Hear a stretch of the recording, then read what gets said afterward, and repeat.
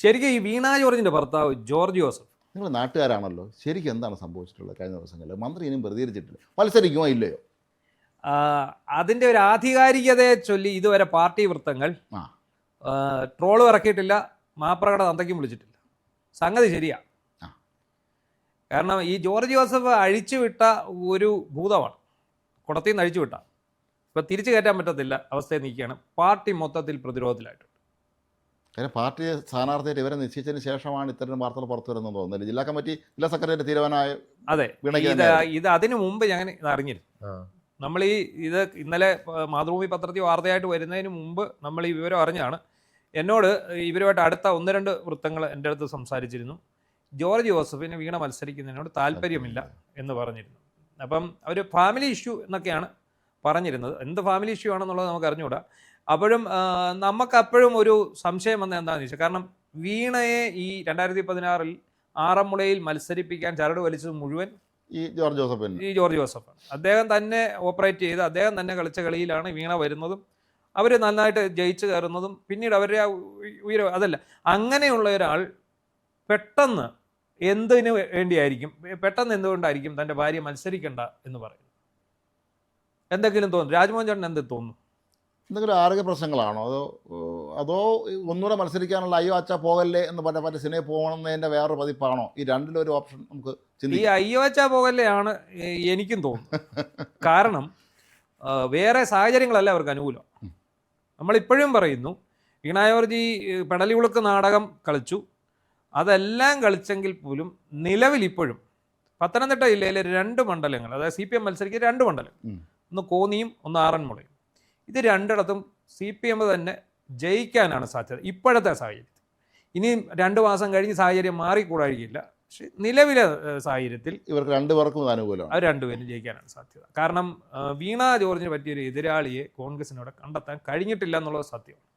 ഇനിയും കഴിഞ്ഞിട്ടില്ല. അബിൻ വർക്കിയുടെ പേര് പറഞ്ഞു കേൾക്കുന്നു. ചുമ്മാ അതൊക്കെ സമുദായ സമവാക്യം, ചുമ്മാ ഒരു സമുദായത്തിൽ ഒരാളെ കൊണ്ട് ഇറക്കിയിട്ട് കാര്യമില്ല. വീണ ജോർജിൻ്റെ വോട്ടിംഗ് പാറ്റേൺ അറിയാൻ വയ്യാത്തത്. വീണ ജോർജിനോട് അവർ പാർട്ടിക്കുള്ളിൽ ശക്തമായ എതിർപ്പുണ്ട്. യാതൊരു സംശയവും വേണ്ട, നമുക്ക് കൃത്യമായിട്ട് അറിയാവുന്ന കാര്യങ്ങളാണ്. എന്നാൽ നമ്മളൊരു മാധ്യമ പ്രവർത്തകനാണ്, പ്രത്യേകിച്ചും പത്തനംതിട്ട ആ മണ്ഡലത്തിലെ വോട്ടറാണ്. അവിടുത്തെ ഓരോ നേതാക്കളുമായിട്ട് നമുക്ക് അടുത്ത ബന്ധമുണ്ട്.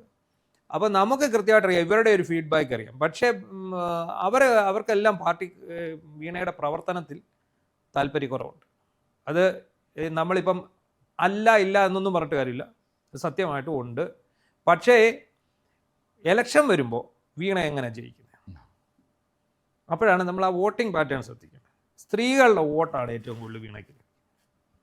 സ്ത്രീകളുടെ ഇടയിൽ അവർക്ക് യാതൊരു ബാഡ് മാർക്കും ഇല്ല, യാതൊരു മൈനസ് മാർക്കും ഇല്ല.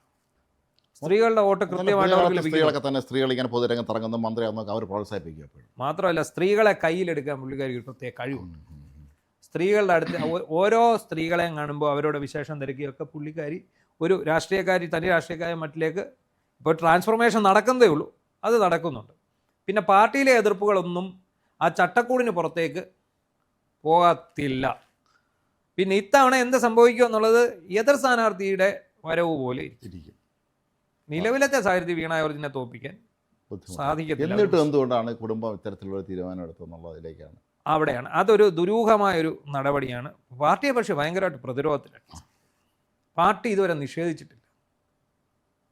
മാത്രമല്ല ഈ പത്മകുമാർ, ശബരിമല സ്വർണ്ണക്കൊള്ള ഉൾപ്പെടെ പാർട്ടി ജില്ലാ കമ്മിറ്റി ആ പട പ്രതിരോധത്തിലായിരിക്കുന്ന സമയമാണ് ജില്ലയിൽ പാർട്ടി. ആ സമയത്ത് പാർട്ടിക്ക് നിഷേധിക്കാൻ പറ്റിയിട്ടില്ല, ജോർജ് ജോസഫ് നിഷേധിച്ചിട്ടില്ല. അപ്പം ഇതിനകത്ത് എന്നോട് അവിടുത്തെ ചില പാർട്ടിക്കാർ ഇത് ജോർജ് ജോസഫ് തന്നെ കൊടുത്ത വാർത്തയാവും. കാരണം ഇങ്ങനൊരു വാർത്ത വന്നാൽ അവർക്ക് അതുകൊണ്ടൊരു ഗുണമുണ്ടാകും. പിന്നെ ഈ മത്സരം നടക്കുമ്പോൾ ഉള്ള വിവിധ ഘട്ടങ്ങളിലുള്ള സഹായങ്ങൾ വരും. പിന്നെ ഇവരോടുള്ള ഒരു എതിർപ്പ് ഇല്ലാതാക്കണം. ഒരു വലിയ പത്തനംതിട്ട ടൗണിനുള്ളിൽ ഒരു ശക്തമായൊരു എതിർപ്പുണ്ട് ഇവർക്ക്. വീണ ജോർജിൻ്റെ പത്തനംതിട്ട നഗരസഭയുടെ മുൻ ചെയർമാനായിരുന്ന ടി സക്കീർ ഹുസൈനും വീണ ജോർജും തമ്മിൽ വലിയ ഒരു കോൺഫ്ലിക്റ്റ് നിലനിൽക്കുന്നുണ്ട്. അതിൻ്റെ ഭാഗമായിട്ട് ആ പാർട്ടിയിൽ 2 ചേരിയായിട്ട് ഒരു സംഭവങ്ങളുണ്ട്. അവർക്ക് അവിടുത്തെ കുറച്ച് വോട്ടുകൾ സ്വാധീനിക്കാൻ പറ്റുന്നു. പത്തനംതിട്ട നഗരസഭയിലെ വോട്ടുകൾ വളരെ നിർണായകമാണ്.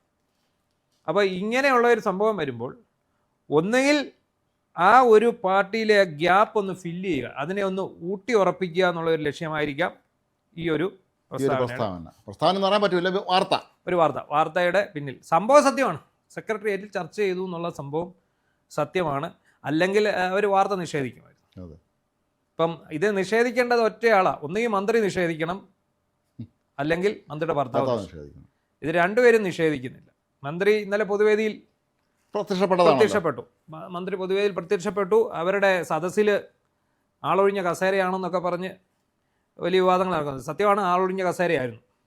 പിന്നീട് കലാപരിപാടി തുടങ്ങിയപ്പോഴത്തേക്കാണ് ആൾക്കാർ വന്നത്. മാത്രമല്ല ആളൊന്നും സംശയിക്കും, അവിടെ ആടിയും ബോളൊക്കെ നടക്കാനല്ലേ തടയാൻ വരാണെങ്കിൽ ആൾ സംശയിക്കും. അല്ല, അത് ആളൊഴിയാൻ വേറൊരു കാരണങ്ങളുണ്ട്. ഈ മന്ത്രി വരുമോ ഇല്ലയോ എന്നുള്ളതിനകത്തൊരു കൺഫ്യൂഷൻ ഉണ്ടായിരുന്നു. കാരണം ആദ്യത്തെ ദിവസമൊന്നും അവർ എത്തിയിരുന്നില്ല. ഇവിടെ പത്തനംതിട്ട ഫെസ്റ്റ് എന്ന് പറഞ്ഞൊരു ഫെസ്റ്റ് അവിടെ നടക്കുന്നുണ്ട്. അത് മന്ത്രി തന്നെ മുൻകൈ എടുത്ത് ആരോഗ്യവകുപ്പിൻ്റെ നേതൃത്വത്തിൽ നടന്നുകൊണ്ടിരിക്കുന്ന ഒരു ഫെസ്റ്റാണ്. പിന്നെ അതിനൊപ്പം തന്നെ ഈ ഉദ്ഘാടനങ്ങളെല്ലാം നടക്കുന്നുണ്ട്. അതൊക്കെയായിട്ട് ബന്ധപ്പെട്ടിട്ടാണ് വന്നത്. പക്ഷേ ഈ ഇന്നലത്തെ ആ വാർത്തകൾ എനിക്ക് തോന്നുന്നു മറ്റു മാധ്യമങ്ങൾ അത് കാര്യമായിട്ട് ഏറ്റുപിടിച്ചിട്ടില്ല. അതെ, മാതൃഭൂമിയിൽ മാത്രമാണ് വാർത്ത. മാതൃഭൂമിയുടെ വാർത്ത വന്നു. ചില TV ചാനലുകൾ മാത്രമാണ് അതിനകത്ത് ഏറ്റുപിടിച്ചിട്ടുള്ളത്. ഏറ്റുപിടിക്കാത്ത മുഖ്യധാരാ മാധ്യമങ്ങളൊക്കെ വളരെ കുറവാണ് അതിനകത്ത് അവരുടെ എക്സ്ക്ലൂസീവ് ആയതുകൊണ്ട് പലരും കൊടുക്കാത്തതാണോ എന്ന് പറഞ്ഞില്ല. എന്തായാലും ആരും അത് ഫോളോ അപ്പ് ചെയ്തിട്ടില്ല. ഇന്നിപ്പോൾ സംസ്ഥാന സെക്രട്ടേറിയറ്റ് തീരുമാനം എടുക്കുമെന്നാണ് തോന്നുന്നത്. എന്തായാലും വീണ ജോർജ് തന്നെ ആയിരിക്കും സ്ഥാനാർത്ഥി. അതിനകത്ത് തർക്കമൊന്നുമില്ല. അവർ ജയസാധ്യതയും വളരെ കൂടുതലാണ്. ഇപ്പോൾ അവർക്ക് ടേം ഇളവ് കൊടുത്തിരിക്കുന്നത് പോലും 2 ടേം കഴിഞ്ഞു. ഇളവ് കൊടുത്തിരിക്കുന്നത് പോലും ഈ ജയസാധ്യത. പിണറായി വിജയന് തന്നെ ഒരു പേടിയുണ്ട്, ഏതൊക്കെ സീറ്റ് കൈവിട്ടു പോകും എന്നുള്ളതിനെ കുറിച്ച്. അതുകൊണ്ടാണല്ലോ ഒരുപാട് പേർ തിരുവനന്തപുരം ജില്ലയിൽ കണ്ടില്ലേ, നിരത്തി 2 ടേം കഴിഞ്ഞവർക്കെല്ലാം സീറ്റ് കൊടുക്കുന്നുണ്ടല്ലോ. അത് അത്തരം ഒരു വിട്ടുവീഴ്ചയ്ക്ക് പാർട്ടിയും സർക്കാരും തയ്യാറാകുന്നുണ്ട്.